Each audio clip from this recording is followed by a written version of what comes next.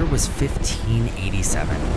The Atlantic Ocean was a vast, unforgiving void, and for 115 souls, it was the only path to a new life.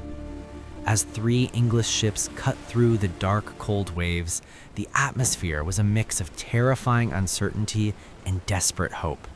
These weren't soldiers, they were families, men, women, and children, sailing toward the unknown shores of Roanoke Island. Leading them was Governor John White. For him, this wasn't just a political mission, it was personal. Shortly after their arrival, the colony celebrated a historic moment, the birth of Virginia Dare. She was the first English child born on American soil, a tiny symbol of life in a wilderness that seemed to offer only struggle. But the beauty of the New World was a mask for a brutal reality. The settlers were not alone. From the dense, dark shadows of the forest, local tribes watched them with suspicion and silent anger.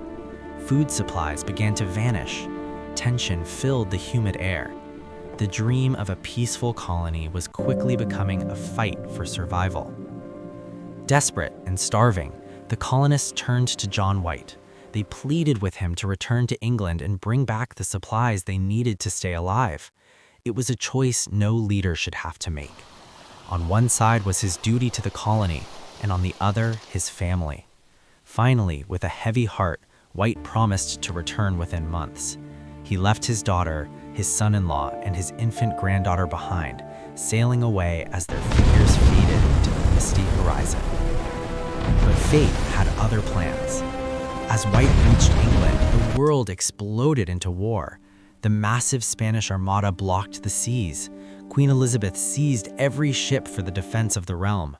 For 3 long, agonizing years, White was a prisoner of circumstance, stranded thousands of miles away, while his family faced an unknown fate in the American wilderness. Finally, in 1590, the war subsided, and White was able to return. But as his ship approached Roanoke, something was wrong. There was no welcoming fire on the beach, no smoke rising from the chimneys. When he stepped onto the sand, he found a ghost town. The houses had been carefully taken down, not burned.